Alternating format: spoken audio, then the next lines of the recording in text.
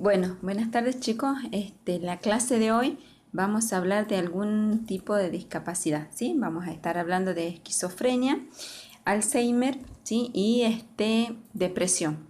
Bien, estas tres enfermedades, ¿sí? O patologías vamos a estarlas conversando para poder, ¿sí? discriminar o poder identificar las actividades terapéuticas que vamos a realizar en cada una de las enfermedades, ¿sí? Tengamos en cuenta que todas esas actividades terapéuticas, ¿sí? van a estar enmarcadas en una estrategia, acuérdense, ¿sí? Lo primero que nosotros tenemos que realizar, ¿sí? para poder abordar a un paciente, ¿sí? Lo primero es conocer la enfermedad, conocer la patología que tiene mi paciente, ¿sí? al que yo voy a cuidar, bien, y de acuerdo a eso, ¿sí? cuando yo conozca la patología, voy a tomar, ¿sí? y averiguar, en centrarme puntualmente en los signos y los síntomas, ¿sí?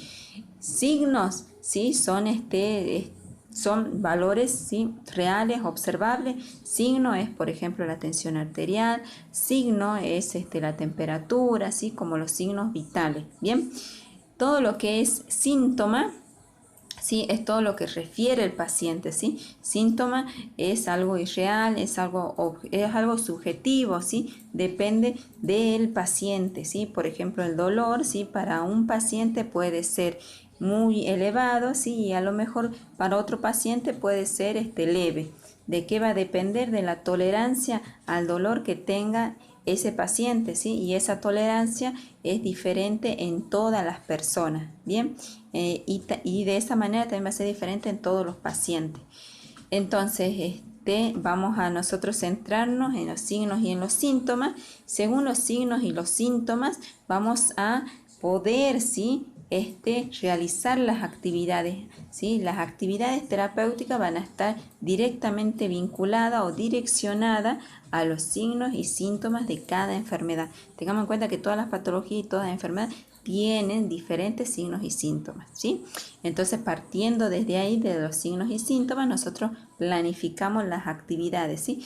Van a haber actividades que son principales, que tienen que ver con los daños, ¿sí? o las necesidades principales del paciente para esa patología o esa enfermedad, ¿sí? y van a haber actividades adicionales, ¿sí? También tengamos en cuenta que un paciente no únicamente va a tener una sola enfermedad, ¿sí? Nosotros estamos hablando de que un paciente pueda tener múltiples enfermedades o múltiples patologías o múltiples necesidades, ¿sí?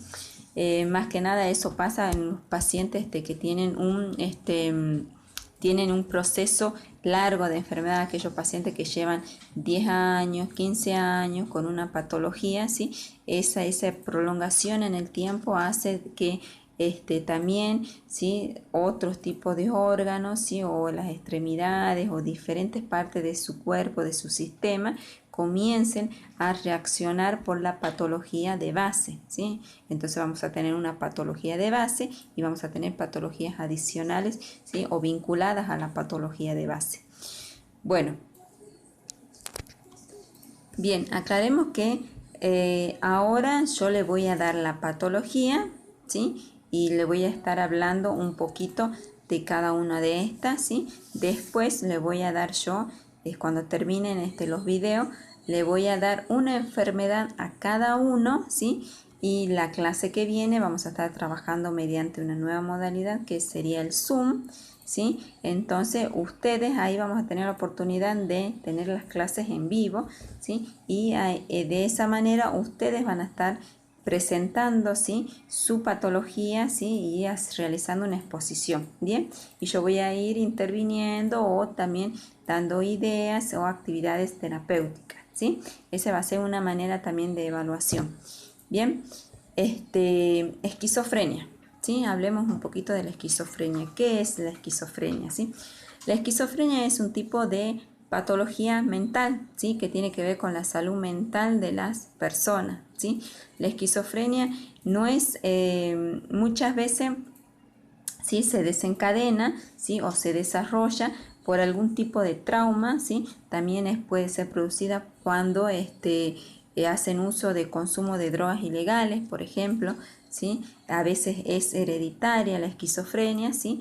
Y se termina de desencadenar, ¿sí? En algún momento de la vida, ¿sí? En algún momento de la vida de esa persona, o también muchas veces, ¿sí? Por algún trauma que haya sufrido la persona, ¿sí? En algún tipo de situación más que nada anímica que desencadene la esquizofrenia, ¿sí? Las causas no están totalmente identificadas, ¿sí? Hay factores que podemos decir de riesgo, pero no en sí está totalmente identificada, ¿sí? Estos tipos de pacientes, ¿sí? Tengamos en cuenta que vamos a ir a los signos y a los síntomas para que de ahí desarrollemos las actividades terapéuticas, ¿sí? Acuérdense. Bien, uno de los signos entonces y los síntomas, ¿sí? De la esquizofrenia, por ejemplo, es las alucinaciones principalmente, ¿sí? Vamos a tener en la esquizofrenia tipo de alucinaciones. Tengamos en cuenta, creo que ya lo hablamos en clase, las alucinaciones, ¿sí? Para el paciente sería como una situación real, ¿sí? Para todo el entorno, ¿sí? Para una persona normal, nosotros no vamos,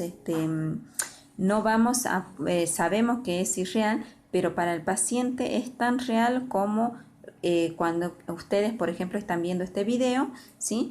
Para el paciente de esa manera también es real, ¿sí? Ellos, cuando se habla de una alucinación, no se identifica, ¿sí? Como una realidad falsa, sino como una realidad real.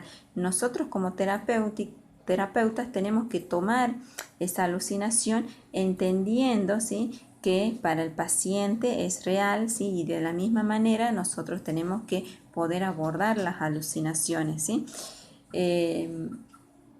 En la medida que se pueda, vamos a tratar de que el paciente, ¿sí? Tome conciencia, ¿sí? Y sepa diferenciar una alucinación de la vida real o de las situaciones que en realidad pasa. Pero para eso va a requerir un tratamiento, ¿sí? Mucha paciencia, ¿sí? Mucha educación para la salud, un vínculo especial con el paciente.